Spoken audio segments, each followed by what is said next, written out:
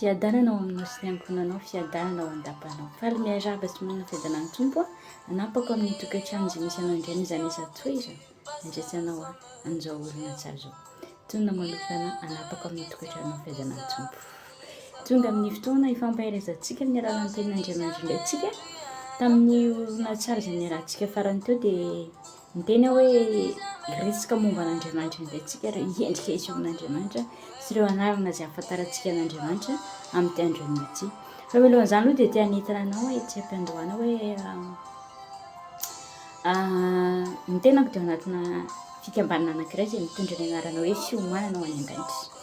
Ao anatin'ny fiomanana ho any an-danitra io dia misy ny antsoina hoe groupe alphabétique, izany hoe misy karazana groupe mitomboka any amin'ny A ka hatrany amin'ny F mifandimby isan'andro mitondra ny anjara birikany, mitondra mizara ny tenin'Andriamanitra, mifampahery amin'ny alalan'ny vavaka mandritra ny tontolo andro, mifandimby isan'andro. Misy ihany koa ny fianarana baiboly izay tanterahana ao amin'ny messenger izay arahana amin'ny olona tsy ankanavaka rehetrarehetra ifandiniana ny tenin'Andriamanitra, izany hoe raisina isaky ny andininy izany no ianarana an'izay tenin'Andriamanitra makafaka an'izay ka hanentanana anao satria raha mahaliana anao izany dia tena hitombo tokoa ny ara-pananao ary ho takatra ianao bebe kokoa ny firafitry ilay tenin'Andriamanitra sy ilay toko sy andininy tantara ao anaty baiboly. Mila fantarina ireny fandrindramantsika tsika eny amin'ny enitsika eny amin'ny tenin'Andriamanitra ny ampiangonana mety ny ambangovango ny enitsika fa rehefa tena mamaky baiboly isan'andro isika mamakafaka mandalina ny tenin'Andriamanitra isan'andro dia hitantsika misy tombony hafa sy lehibe ho antsika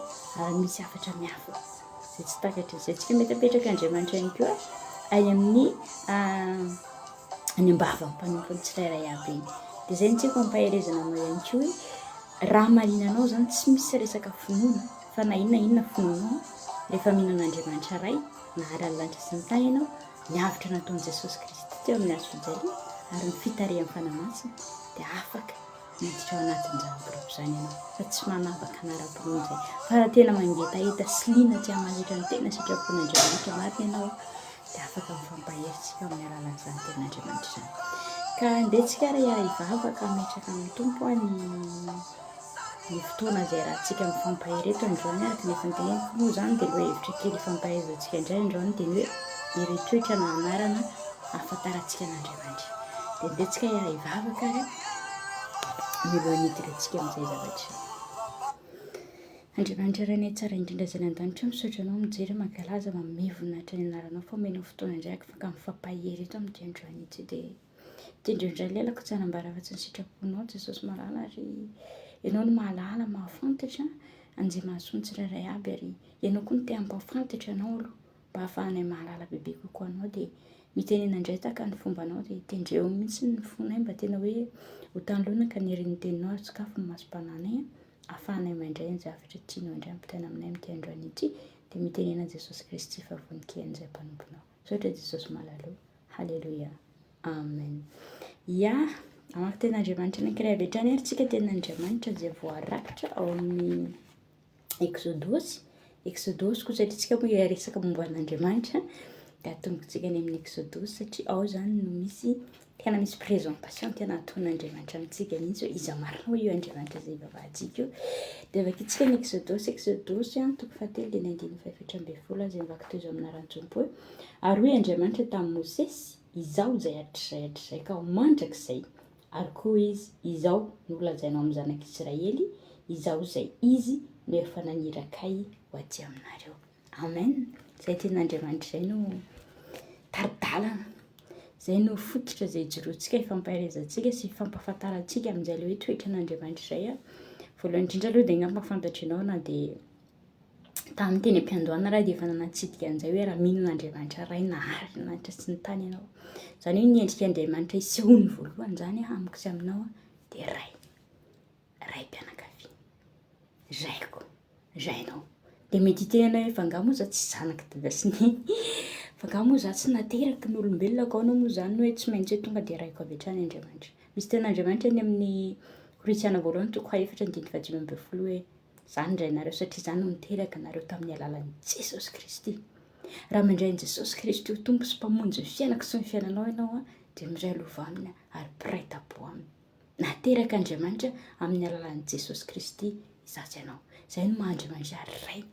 Ary izy tena ray tena hoe mikarakara, tsy ohatry indray mpianakaviana rehetrarehetra tsy mbola avo lefana. Misy indray mpianakaviana mety manimboka efa tena sarotra ny fiainana na hoe efa tena maditra ny zanany na tsy azo ny tenenina, dia afaka esoriny tsy ho isan'ny mikambana amin'ny fianakaviana intsony, afaka esoriny tsy ao anatin'ny testament intsony ianarany fa tsy zanako intsony. Misy ray mpianakaviana tena mahavita manao izany, manomboka androany tsy ray niteraka ny lahy intsony na inona nefany adosoko sy adosonao dia Andriamanitra dia manaiko foana ho ajotsika raitsika, satria izay maharaitsika anazy. Ary rehefa mandray Jesosy Kristy ho tompo sy mpamonjy ary mpanapaka amin'ny fiainantsika dia lasa mpiray tampo amin'i Jesosy Kristy, ka izay no mahatonga an'Andriamanitra lasa hoe raitsika. Izany hoe nanovavaka izay nampianarin'i Jesosy atsika dia izao hoe rainay eo izay any an-danitra, satria raitsika Andriamanitra. Izay no anarana na endrika isehon'Andriamanitra voaloha eo amin'ny fiainako sy ny fiainanao, raitsika Andriamanitra. Endrika faharoa isehony ihany koa dia izao hoe Andriamanitra dia fitiavana.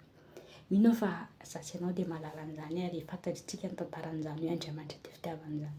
Ary Andriamanitra dia tena fitiavana tokoa. Andriamanitra dia fitiavana. Tsika ity satria izy nefa tiantsika taloha. Hitantsika izany amin'ny Jaona voalohany toko 5:9-20. Mbola tsy namorona antsika koa Andriamanitra dia efa nanana fony tempo tamiko sy taminao. Tiantsika taloha nitiavantsika azy. Jerevinao tsara fa raha ilayntsika jery-totoka tokoa ny nanoren'Andriamanitra n'izao tontolo izao dia izao hoe naorin'Andriamanitra aloha ny zavatra rehetrarehetra izay izy vao namolavola ny Adama sy Eva. Satria nahoana? Tia ny iaina amin'ny fiadanana, tia ny iaina ao anatin'ny fahasambarana, tia ny iaina ao anatin'ny filaminana. Tahaka an'izany koa ny tian'Andriamanitra iainako sy iainanao. Tena tian'Andriamanitra sasy ianao tena hoe iaina ampiadanana be, satria Andriamanitra dia Andriamanitra fiadanana. Dia tena tiany tokoa sasy ianao iaina amin'izany hoe fiadanana izany, ary izany mahatonga anao mizara fitiavana, satria Andriamanitra dia fitiavana. Tsaroa fa raha Andriamanitra raintsika fitiavana, tsika zanak'Andriamanitra dia tokony feno fitiavana. Ary izay no mampiavaka ny kristianina, izay no mampiavaka ny zanak'Andriamanitra, na aiza toerana alehany dia mizara fitiavana, maneho fitiavana. Ary zavatra voasoratra mivokatry ny fanahy dia ny fitiavana. Ny fototry ny didy folo, fitiavana. Didy vaovao no omeko anareo izy Jesosy, mbola fitiavana. Izany ny fitiavana nefa hatramin'ny taloha tsy miova hatramin'izao vanim-potoana izao, ary tsy hiova mandrakizay, satria Andriamanitra dia fitiavana. Nefa tiako tsapanao dia izao azararotina. Azararotin'Andriamanitra amin'izay Andriamanitra fitiavana izay dia izay tiako atao ny ataoko, izay tiako aleha no aleha, izay tiako tanteraka no tanterako, fa za tsy te hiasa saina satria hoe Andriamanitra fitiavana. Tsarovy fa Andriamanitra fitiavana izy, fa izao mbalao tsara ianaraka ny nataoko koa sasy ianao. Ka noho izany aza rarotina amin'izay Andriamanitra fitiavana izay, ka hatonga antsika anao izay tiantsika atao eto amin'ity tany fandalovana. Toetra na anaran'Andriamanitra fahatelo ihany koa dia izao hoe Andriamanitra tsara fanahy sady marina. Endravana maralina. Andriamanitra tsara fanahy sady marina izy. Manamarina an'izany ny tenin'Andriamanitra izay voarakitra ao amin'ny salamo fa azaho teny 5:5 hoe tsara Jehova ary mandrakizay ny famindrapo. Miandra amin'ny taranaka afara mandimbo ny fahamarina. Izany tenin'Andriamanitra izany manambara hoe tsara fanahy sady marina izy. Mandrakizay ny famindrapony izy satria tsara fanahy izy. Dia ny fahamarinana miandra amin'ny taranaka afara mandimby. Izany Andriamanitra izay ivavahako sy ivavahanao io. Aza kivy, aza mora mitolofika, aza mora malahelo, fa io Andriamanitra izay ivavahako sy ivavahanao io dia izao hoe Andriamanitra tsara fanahy sady marina. Ka aza misalasala mihitsy manantona azy fa tsara Jehova ary mandrakizay famindrapo. Tsara izy sady tsara fanahy. Endrika anankiray ihany koa ahafantarana azy fa efatra dia izao hoe Andriamanitra dia Andriamanitra fialofanako, io Andriamanitra izay ivavahako sy ivavahanao io. Hitantsika izany any amin'ny Salamo 5:20 dia ny 2:20 hoe anohana anao anie Jehova ary tsy hangozozo mandrakizay ny tongotrao. Andriamanitra fialofana. Antsika matetika rehefa avy ny orana dia mitady toerana ialofana fa manintsika mitady toerana ialofana satria raha ohatra tsika mandeha ao anatin'ny orambe iny sady mangatsika dia mety harary mety zavatra azo atsika sy anao konkoa ao anatin'ny orambe ivadravatra iny dia izay no mahatonga antsika hoe mila fialofana indraindray na ny elo ara dia tsy maharo atsika rehefa tena betsaka loatra ny rivotra na mety hoe misy avanja tena hoe mipatrapatraka be fa ny tena fialofana dia ny maka toerana anankiray maka efitrano anankiray ialofana iny ny tena fialofana ka ny tena fialofantsika amin'ny zavatra manahirana antsika na zavatra mety mifafy eo amin'ny fiainantsika mety zavatra manavesatra atsika dia ny mialaka amin'Andriamanitra irery ny mialaka amin'Andriamanitra za tia hiteny aminao hoe raha ny vadinao ny fialofanao olombelona ohatranao ihany io mora mivady raha ny mpampiasanao ny elofanao olombelona ohatranao ihany io mora mivady raha ny pasteranao ny elofanao olombelona ohatranao ihany io mora mivady fa raha Andriamanitra no elofanao dia ahoana ozy ny ten'Andriamanitra tsy hangozozo mandrakizay tena tsy hangozozo mandrakizay raha Andriamanitra no elofanao dia aza misalasala mialaka amin'Andriamanitra fa tsy anarana fotsiny izany fa ny teny izay voasoratra anatin'ny baiboly dia tsy maintsy tanteraka ary raha misy zavatra tsy an'Andriamanitra atao dia mamadika an'izay teny izay sika olombelona nefa afaka miteny hoe androany ianao an'izao dia mivadika indray tsy afaka indray fa aloha rapitso fa Jesosy Kristy efa miteny dia niteny foana izy hoe lazaiko aminareo marina dia marina tokoa satria ny zavatra voalaza amin'ny baiboly tsy misy zavatra mivadika intsony ao fa marinana zato isan-jato no voasoratra anatin'ny baiboly ka Andriamanitra tsy olombelona ka handainga fa rehefa niteny izy hoe tsy hangozozo mandrakizay ny tongotrao raha izaho no elofanao tsy izaho fa raha Andriamanitra no elofanao dia hitanao fa tena hoe tsy hangozozo marina ianao ary tsy mivadika amin'izay teny izay Andriamanitra fa marina amin'ny teny mandrakariva toetra na anaran'Andriamanitra anankiray ihany koa fahaenina izay fahadimy azafady dia hoe Andriamanitra mpanavotra Andriamanitra mpanavotra koa ilay Andriamanitra ivavahantsika any amin'ny salamo fahadimampolo dia ny andiny dimy ambin'ny folo misy aleten'Andriamanitra hoe atsoy amin'ny andro fahoriana ozy dia hamonjy anao dia ame voninahitra ianao tena mpamonjy mora azo amin'ny andro fahoriana tokoa Andriamanitra tena mpanavotra izy raha mijery ohatra manokana antsika ny tantaran'ny Sadraka sy Mesaka ary Abednego sy natsipy tao anaty afo nanavitra azy ireo tao anatin'izany lafaoro mirehatra avy izany Andriamanitra raha jerena koa Daniela natsipy tao nandavaky ny liona nanavitra azy tamin'ny vavan'ny liona Andriamanitra raha jerena koa ny tantaran'ny Lota izay tao Sodoma sy Gomora nanavitra azy namoaka azy hiala tao amin'izany tanàna izany Andriamanitra vao nandefa afo tao amin'izany tanàna izany raha jerentsika koa ny tantaran'ny Noe dia Noe sy ny ankohonany koa navoaka n'Andriamanitra mialohan'ny savitrano mpanavitra Andriamanitra za tena tia hiteny aminao hoe na inona loza mitatao eo amin'ny fiainanao amin'izao fotoana izao na inona zavatra tena efa tena mampitolefika anao tena efa tsy hitanao intsony izay solution fa na miodika avy anao na miodika avanana dia hitanao foana hoe misy danger ozy ny teny vazaha hoe entre le marteau et l'enclume tena tsy hitanao intsony raha handroso amin'ity zavatra anankiray ity dia tena tsisy hevitra emitra koa vao maika pira dia inona ny ataoko dia amin'izay fotoana izay za tia hiteny anao hoe Andriamanitra mpamonjy mora azo indrindra ny olona raha antsoinao amin'ny telefona mety occupé na mety hiteny hoe mbola sahirana zao na mety hiteny hoe tsy afaka miresaka aminao fa izy efa mamety hoe any amin'ny Jeremia 31 hoe atsoy aho sy teo valikana ary ny oloko zava-mahagaga satria nahoana mpamonjy mora azo indrindra amin'ny fahoriana ny Andriamanitra izay ivavahako sy ivavahanao ka za tia handrisika anao hoe na inona zavatra tsy nahitanao efa tsisy fanavotana tsisy fanafana intsony ity zavatra ity dia tetenao andrany manana mpanavitra itsika izay ao ambony ao miandry anao fotsiny izy hiantso azy miandry anao fotsiny izy hiteny azy dia ho avy izy hamonjy hanavitra anao ary rehefa niteny izy hoe atsoy dia aza misalasala ianao miantso azy ampinoana fa rehefa antsoinao ampinoana izy dia ozy ny tenin'Andriamanitra hoe Andriamanitra dia akaikin'izay miantso azy dia izay tena miantso azy marina tokoa tsy izay miantso tompoko Andriamanitra fa tena raha tena atsoinao amin'ny finoanao rehetra sy amin'ny fonao rehetra izy dia tena ho avy tokoa izy hamonjy anao ary hanafaka anao sy hanasitrana anao ka te hanome korazy anao androany aza misalasala manana mpanavitra tsika mpanavitra ambony mpanavitra rehetrarehetra. De aza misalasala miantso azy fa vonona amin'ny fotoana rehetrarehetra mihitsy izy tsy voafetraka hoe toerana aiza na toerana aiza. Drehefa antsika mieritrika hoe amin'ny toerana ohatran'izao na amin'ny fotoana ohatran'izao fa ny ao am-ponao hitan'i Jesosy. En'Andriamanitra ny antsoantso ao am-ponao. Hitan'Andriamanitra ny andetrehanao. Hitan'Andriamanitra io zavatra ilanao famonjena amin'Andriamanitra io. Fa miandry anao fotsiny izy hiantso azy. Izy tsy afaka hiditra amin'ny fiainanao satria hoe misy problème ianao fa miandry ny permission anao izy afaka manao an'ity opération ity ve za. Afaka miditra tsehatra ilainao ve ny heriko. Mila mifahefako ve ianao. Afaka miditra ny tsehatra de miditra izy. Ka te hanasanao androany.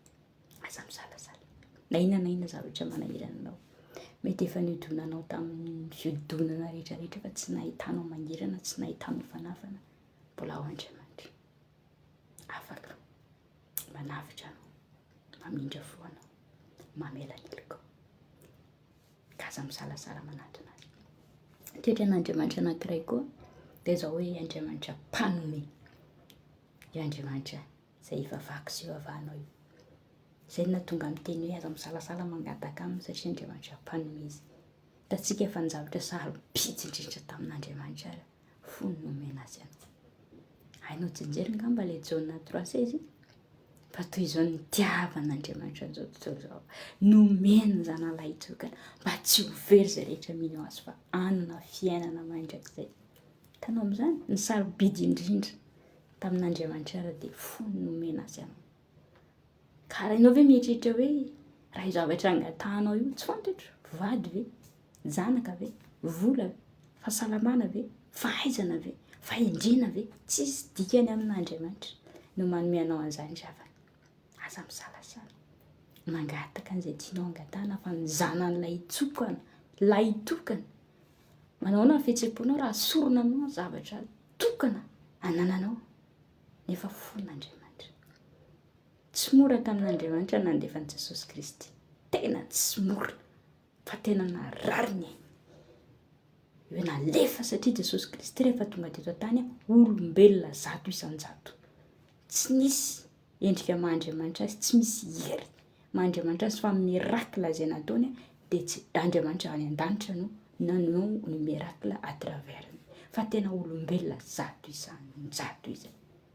Nidina teto am-Kristy aminao. Izay no mahatonga an'i Jesosy mi-comprendre ratsy ianao rehefa misy zavatra mahasolafaka na mahavoatsika isanao satria nahoana efa mba olombelona nindrana ny olombelona koa izy tonga teto an-tany tafinofo tahaka azy ianao. Ka tsapany tsara izany nohony izany. Tsapany tsara izany hoe marara izany. Ary tsapany izany mangataka tsy mahazo any satria izy efa nisy fotoana koa nangataka hoe raha eo sory amiko tia kapoaka mangidy tio izy nefa aoka ny sitraponao no tanteraka fa tsy sitrapoko. Fantany tsara izany misy fotoana ianao mangataka zavatra amin'ny Jesosy izany nefa tsy omeny Jesosy ianao ilay izy. Fantany tsara hoe nangataka zavatra tamin'iray izy fa tamin'ny fa marary. Tianao asorina nefa tsy izay sitrapon'Andriamanitra. Fa ny sitrapon'Andriamanitra dia izao ho faty amin'ny hazo fijaliana izy hanavotana antsika.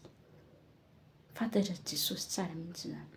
Ka izay mahatonga an'i Jesosy hi-comprendre azy ianao raha toa ka hoe misy zavatra mety mahasolafaka antsika na misy zavatra ataontsika hoe ianao indraindray mieritreritra hoe izao ve dia mety mbola azo hamelak'eloka avy ao na atao izao zavatra ataoko izao. Mety mbola ho azoko ihany ve tsy angatahako amin'Andriamanitra na dia efa nanao an'izao sy nanao an'izao ve za tsarovy. Andriamanitra mpanome izy ary vonona hanome anao an'izay rehetra angatahanao raha angatahanao amin'ny finoana izany. Ary raha inonao fa omeny anao koa. Indraindray koa mantsy misy karazan-javatra ohatrany tsy dia inoantsika loatra. Hoe omen'Andriamanitra tokoa ve izany hoe tsy dia inoantsika loatra hoe possible ve ny hahatongavan'izany nefa za te hiteny aminao androany hoe rehefa mangataka ianao ka tena mangataka amin'ny finoana dia omen'Andriamanitra anao izany satria Andriamanitra tsy mijery ny habe an'ilay zavatra. Zay ilay hoe ne dis pas à ton Dieu que tu as un grand problème. Dis à ton problème que tu as un grand Dieu. Satria aza mijery any habetsaka ilay problème anao ny habetsaka ilay zavatra misy eo amin'ny fiainanao na ilay tsy fahombiazana na liana fa ilay habe an'Andriamanitra. Ilay habe an'Andriamanitra jerena. Dia aza mieritreritra ianao hoe ity zavatra ity hoe ho vitan'Andriamanitra, vitan'Andriamanitra maty aza natsanga. misy zavatra sarotra ohatran'izany hoe maty dia mitsangana amin'ny maty. Ny antony mamposibla an'izany amin'Andriamanitra satria izy ny tompony aina. Dia manana zo koa izy amerina ny aina ao anatinao na nala ny aina ao anatinao satria izy ny tompony. Ka izay tsy tokony atahorantsika raha magnataka zavatra amin'Andriamanitra satria hain'Andriamanitra atao ny zavatra rehetrarehetra. Fa mila mangataka tsika ampinoana raha te handray zavatra ampinoana ihany koa. Endrik'Andriamanitra anankiray ihany koa efa mifamatopatotra ihany aloha izy mifampidipiditra eo dia izao hoe Andriamanitra mpamela heloka. Izay ilay efa natsidiko kely ihany teo am-piandohana mpamela heloka Andriamanitra. Andriamanitra tsy mba ohatra anasy ianao hoe raha tezitra aminao androany dia mety afaka 24 heures 2 jours. Izay avao mety afaka tena hamela tanteraka ny fahatezerako aminao. Fa tenin'Andriamanitra anankiray mahana porofo ny toetrin'Andriamanitra fa tena mpamela heloka izy dia izao ilay ten'Andriamanitra indray mipimy maso monjy ny fahatezerany fa mandrakizay ny famindrapony. Fa ny condition dia izao. Efa hitantsika izany mijoana voalohany joko voalohany ny andiny fahasivy ilay ten'Andriamanitra izay milaza hoe raha miaiky ny fahotantsika isika dia mahatoky sy marina izy dia mamela antsika sy manadio antsika ho afaka amin'ny tsy fahamarinana rehetra. Tsy misy entre parenthèse eto na misy point virgule hoe tisy fa tonga dia tsy fahamarinana rehetra. Na inona isany, na inona isany, na inona vesany, na inona vesany, na inona maivany, na inona maivany, na efa ela be, na voamaly, na androany. Tsy fahamarinana rehetra. Tonga dia soron'Andriamanitra. Tsy ovin'Andriamanitra fa ny condition miaiky ny fahotantsika. Izany hoe ny fibebahana amin'ny heloka ataontsika no ahafahan'Andriamanitra mamela ny helokantsika. Dia indraindray koa mila enotsika koa, mila inotsika koa izay famelan-keloka izay satria indraindray koa tsika efa voavela heloka fa mbola manamely tena. Efa voavela heloka tsika fa mbola hitaritsika lavabe ilay izy raha misy zavatra tsy mahomby eo amin'ny fiainantsika dia mbola averintsika iandrainy hoe mety zaly ananao an'izao angamba an'iny, mety zaly ananao an'izao angamba an'iny, mety zaly anankiary, mety zaly anankiary. Nefa ozy ny tenin'Andriamanitra indray mpimaso monja amin'ny fahatezerany mandrakizay ny famindrapony. Izany amin'ny fotoana hibebahanao amin'Andriamanitra dia tsara ho fa mamela ny heloka ao Andriamanitra. Dia manala ozy izy tsy fahamarinana rehetra mihitsy rehetra. Dia noho izany koa rehefa mibebaka tsika ry havana malala dia mila mino fahefana velon'Andriamanitra ny heloko sy ny heloka ao. Fa raha toa tsika mibebaka nefa mbola hibebahantsika ihany iny fahotaniana rapitso na mbola hibebahantsika iny raha afaka pitso na ohatra hoe misy zavatra mitranga amin'ny fiainantsika dia mbola verentsika tadidy ihany iny hoe mety zaly ananao an'izao tamin'ny taona ohatr'izao na lenanao an'izao ngamba dia mbola tsy navelon'Andriamanitra mamela ny helotsika Andriamanitra. Na zao ankehitriny izao ary izy dia miverena hiverina aminareo koa. Tena hoe Andriamanitra hivavahantsika io izany dia tsy Andriamanitra ohatrantsika tsy ianao hoe manana rankinina na hoe manana azonao ngamba ny tiako tenenina fa io Andriamanitra io rehefa tonga ianao androany mandohalika eo anaty an'Andriamanitra mifona mibebaka eny eo ihany dia voavela ny heloka. Tsy miandry koa izay tsy teny aminao izay miverena afaka 1 heure de temps dia io hitako na hamela ny heloka na tsy hamela ny heloka.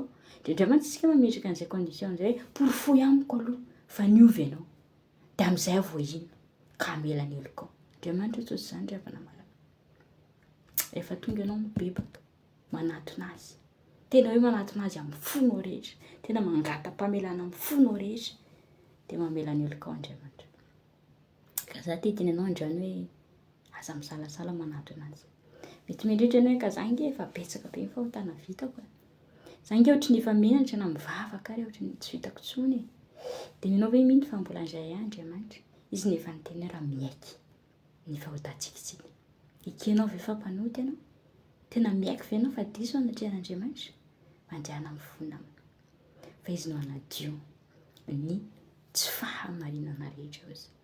Ianao mety tonga teo anatrehany nitondra ny fahotanao 5 nefa raha mahita izy fa 10 ny fahotanao anatinao dia dioviny miaraka amin'izay satria hitany fa sincère ianao nanatona azy ka nangataka famelan-keloka. Andriamanitra mpamela heloka. Toetran'Andriamanitra sy anarany anankiray koa dia izao hoe Andriamanitra koa dia Andriamanitra mpitsara marina ry havana malala. Aza ianao na efa nanantsika fitsarana teny amin'ireny tribunal ireny na asa mety efa nisy fotoana ve ianao nanantsika olona anankiroa na mpifanetrehana ka nitsarain'ny olona anankiray. fa mandrakariva ry havana malalamy mampalahelo dia zao foana hoe misy foana ilay fitsarana amin'ny tanila. Raha mandeha zao tsika any amin'ny fitsarana misy ny hoe olona manam-bola dia manindry vola, manindry bokotra, dia olona tsy tokony higanja no miganja. Raha mahita koa ianao ohatra hoe olona anankiroa samy tsara ny iray mainty ny iray fotsy, omena rariny avy hatrany ilay fotsy dia melohana avy hatrany ilay mainty, satria ny fotsy ambony, satria fotsy dia ny mainty tsisy dikany. Hitantsika sy ianao zany eny amin'ny fiarahamonina eny, fa Andriamanitra mpitsara marina. Ary zay mahatonga azy ianao tsy tokony hitondra ny adintsika eo anatrehan'ny olona ho tsarain'ny olona, fa ho eto amin'Andriamanitra ny adintsika ho tsarain'Andriamanitra. Satria ny tenin'Andriamanitra dia mazava be mihitsy any amin'ny Romana 12:20 hoe zaho no hamalo izy, amin'ny famaliana ho Jehovah. Dia any amin'ny Genesis 12:17 koa izy dia miteny hoe zaho ozy ny tany izay manisy soanareo ary hanozina izay manozina anareo. Hitanao tsara, fitsarana marina, ny fitsarana hoentin'Andriamanitra ho azy ianao. Zay mahatonga antsika hoe apetraka eo aminazy ny adintsika dia aleo Andriamanitra no hitsara, fa tsy anjarako no mitsara ny namako, tsy anjaranao no mitsara ny namanao, tsy anjaranao no mitsara anahy, ary tsy anjarako no mitsara anao, fa ho eto amin'Andriamanitra ny ady. Dia aleo Andriamanitra ilay mitsara marina no hitsara azy ianao, fa tena mpitsara marina io. Ao amin'Andriamanitra tsy misy ny hoe nangalatra akoho ianao, na hoe namaky banky rakoto, dia rakoto mieritreritra fa hoe ny anazy zany namaky banky izy dia irasoa zany mieritreritra fa ilay nangalatra akoho izy dia kelikely kokoa ny sazany, fa ny an'ny rakoto ilay namaky banky tokony betsaka eo amin'ny fitsaran'olombelona zany, misy amin'ny tanila, fa amin'Andriamanitra ny alatra. Ninona endrika na sotro iray no nangalarinao dia mitovy amin'ny olona namaky banky ihany. Ny sazy satria amin'Andriamanitra ny alatra egal alatra, tsy misy zavatra miovaova ao amin'Andriamanitra. Amin'Andriamanitra ny fahotana dia fahotana, na endrikina fahotana ny sehoany dia fahotana amin'Andriamanitra dia fahotana. Ka izay ny tsika mampaherezana anao hoe aza mieritreritra ianao fa hoe raha manao fahotana kely ve zany dia tsy maninona, tsy aleoko manao fahotana be satria mitovy ihany. Tsy tokony koa ianao hanana an'izay fomba fisainan'izay hoe rehefa samy hanota ihany zany hoe tsy aleoko ve tonga dia manota be ko, raha nota kely any zany sazian'Andriamanitra ihany, tsy aleoko tonga dia mandeha amin'ny faratapony. Fa ny anatra raisitsika fotsiny dia zao hoe Andriamanitra dia mpitsara marina, tsy ohatran'ny olombelona, fa tena mitsara marina tokoa izy. Ary tena hoe izay fatra amaranao no amaranao anao. Ataovy aminao arak'izay tianao atao aminao. Jereo ve ilay firafitra ilay izy, aoka ataonao amin'ny hafa izay tianao ho atao aminao. Izany hoe raha tsy te ho paina zany ianao dia aza manompo. Zay fampianarana zay tena tian'Andriamanitra mihitsy, tafapaka ty amiko sy aminao, tafapaka ny ampisaintsika anao izay zavatra tsy tianao ataon'ny olona aminao dia aza atao amin'ny olona. Satria misy fitenenana izay moa ny atody hono tsy misy fa ny akoho no miverina. Zany moa zany ohatrohatra ataon'ny olona iny, fa ny ten'Andriamanitra mazava be mihitsy hoe ny fatra amaranao no amarana ho anao. Ary havana malala tadidiva amin'Andriamanitra tsy misy ny hoe bonne chance sy malchance, fa raha tena namafy zavatra tsara ianao dia ho totofany zavatra tsara, raha namafy zavatra ratsy ianao dia hiverenany zavatra ratsy. Ka amin'Andriamanitra mampitsara marina izay dia mipetraka amin'izay foana ilay izy. Ka raha misy ady tena tsapanao hoe raha ianao no hamalifaty dia ianao indray ary ny fitoeran-drambony, fa ho eto amin'Andriamanitra satria izy nefa ny teny amin'ny famaliana. Aoka izy ny tsara marina, aleo izy ny anisoa an'izay manisoa anao fa izy no mahalala. Aoka izy no hanozona an'izay manozona anao fa izy no mahalala. Fa ny anjarako sy ny anjaranao dia mivavaka mangina, dia mipetraka amin'ny toerana mahazanak'Andriamanitra azy ianao. Mety ankoatran'izay voalazako izay mety fantatranao koa hoe zany Andriamanitra Jire zany dia Andriamanitra mpamatsy, zany Andriamanitra arafa zany dia Andriamanitra mpanasitrana, zany Andriamanitra Shalom zany dia Andriamanitra fiadanana, zany Andriamanitra Shama zany dia Andriamanitra tsy mandao fa miaraka amintsika foana sy ny sisa fantatritsika koa ngambany hoe Adonai, El Shaddai, fantatritsika daholo ny anaran'Andriamanitra rehetrarehetra, fa izay zany tiako presizena kely androany hoe Andriamanitra voalohany indrindra aloha izy Andriamanitra raitsika izy satria izy nahaly ny lanitra sy ny tany, ary raitsika izy avy amin'ny alalan'i Jesosy Kristy satria nahatsangany ho zanantsika amin'ny alalan'i Jesosy Kristy. Faharoa manarakaraka an'izay koa dia Andriamanitra fitiavana izy satria izy tia satria tsika tia azy taloha.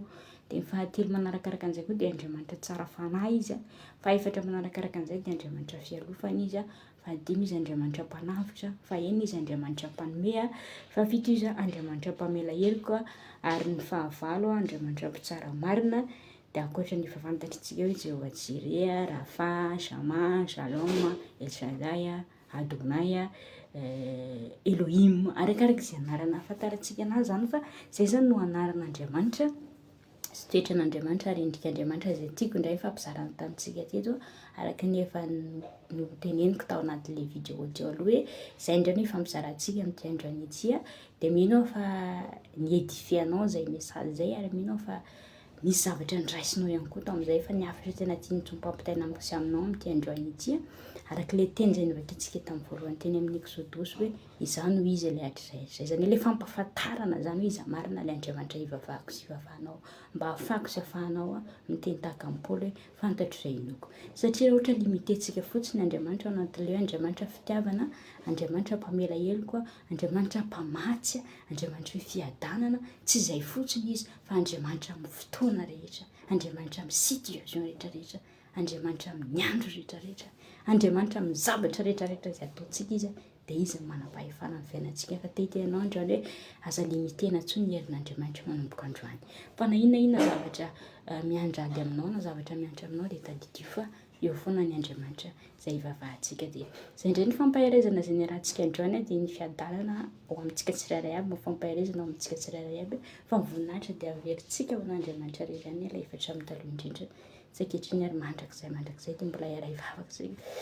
Eny ry Tompo Andriamanitra iray misaotra fa tafita indray ny afatra androany, misaotra fa nampahafantarinao sy natodika anao indray ny sainay androany eve ianao ka Andriamanitra circonstance rehetrarehetra eve ianao ka tsy voafehy fa tena Andriamanitra tokoa miandraikitra anay amin'ny zavatra rehetrarehetra miantra eo amin'ny fiainanay sy ny zavatra misy manodidina anay. Dia misaotra satria manana ray mpiahy tokoa izay manana anao ary manana Andriamanitra mpanavitra tokoa izay manana anao. Ka misaotra Jesosy malala, misaotra ny amin'ny zavatra rehetra, misaotra noho ny hafitra izay nataonao koa fa raha tsy nanolotra ny ainao ianao dia tsy ho azonay zany andraikitra, tsy ho azonay zany tombontsoa izay tokony ho azonay zany amin'ny mahazanak'Andriamanitra anay ary mpiray lova aminao. Ka nidera sy nilaza Jesosy dia averinay aminao efatra amin'ny taloha indrindra sy ankehitriny ary mandrakizay. Misaotra Jesosy malala. Halleluja.